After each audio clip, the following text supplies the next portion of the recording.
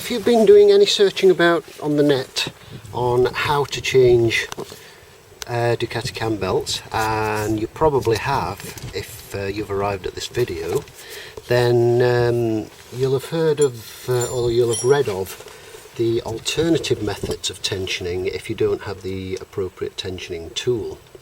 Now I'll just show you what they are. There's one that's as old as the hills and has stood pretty much as a standard procedure for anything with a timing belt since time began, and that's the 45-degree twist method. Now what you do is you take the longest run of the belt on the fixed idler, not the actual tensioner pulley, and you take it between thumb and forefinger. See if I can get the camera in here and get you a better view of that. So you take the middle of the longest run between thumb and forefinger and you twist it, and you should, without exerting ridiculous pressure, but putting hang on, I've lost it. Oh, there we are. Without exerting ridiculous pressure, but putting a little bit of force in, you should be able to twist it 45 degrees. That's a quarter of a turn, incidentally, just to clarify. So you should be able to twist it just about 45 degrees before it gets a bit too stiff to do that with. And now the second method is the 5mm Allen key. There are two ways to do this. Both achieve the same result. What you need, naturally, is a 5mm Allen key. Get a decent quality one. In fact, I mean, on the subject of it, if you've got one of these, get a decent set of Allen keys anyway, because the whole bike is riddled with Allen bolts. Get the best quality set you can afford. Don't skimp on them, and it's good to have a few alternatives for that matter. But essentially what you do is, on the top part, if you place your Allen key, you'll see that it's kind of like a feeler gauge method. That fits in there with and pretty much touches the top underneath that lip there. So what you're doing is, with finger pressure, is flex it, and don't just sort of press and heave. Again, like the twist method, try a sort of few prods to get an average reading, and you're looking to just about deflect this 5mm. In that case, you'll find that that's about right. What you can do also is put a mark with a scriber or a pencil or something there, put your Allen key on there and deflect down. Same principle, but you're deflecting down so that the line, and adjust it so that the line comes level with the top of the Allen key. So you're using the same method, using a 5mm gap to measure it, but so the principle's the same. It's just whether you're deflecting up or whether you're deflecting down. Both of these will get you certainly in the ballpark where you need to be for the tension.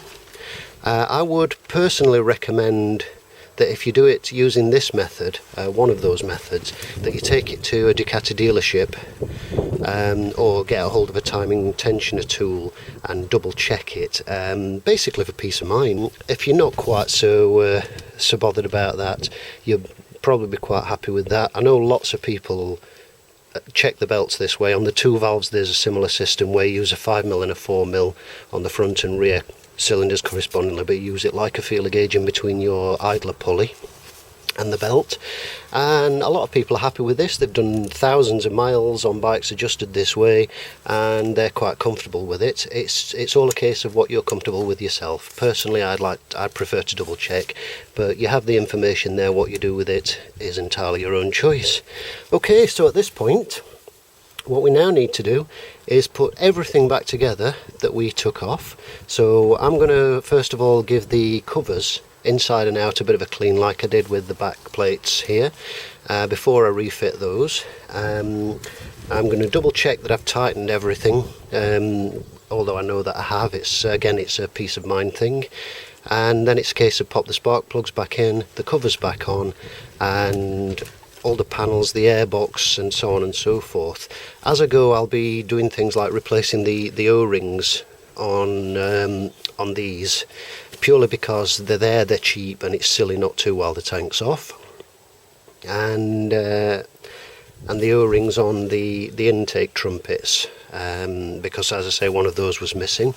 And then once we've done all that, we can fire it up and hear it roar. Good stuff. Right. A little negligence of me, because it's something that I've done, but I wasn't filming at the time, so it's kind of slipped my mind. Talking about starting it up there. Now, what I've already done is I've rotated the engine by hand several times. Again, using the same method, back wheel, or you can use your tool if you've got the Ducati tool, or you can use a lock nut system with a threaded bar. Whatever method works for you. But what you must do is, after you've rotated the engine a couple of times, recheck the tension and you're happy with that, is rotate the engine at least 2 revolutions. Go crazy, do more if you want, but just to be absolutely sure that nothing's slipping, nothing's catching, nothing's hitting, and nothing's going to be a problem.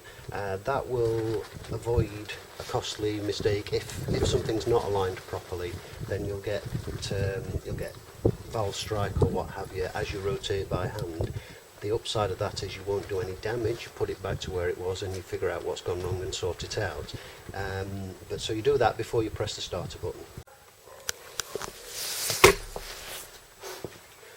Okay, so at this point we're in the process of getting everything back together. I've left the fairing panels and everything else off just for the moment.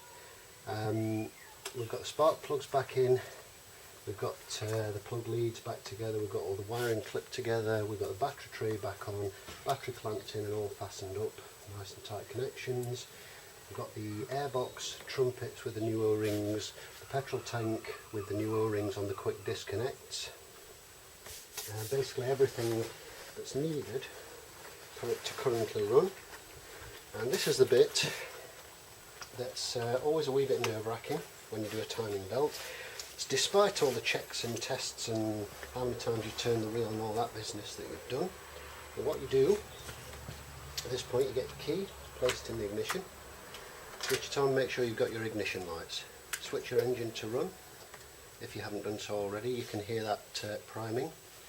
Press your little fast idle button and take your left hand and do this, and then press the button.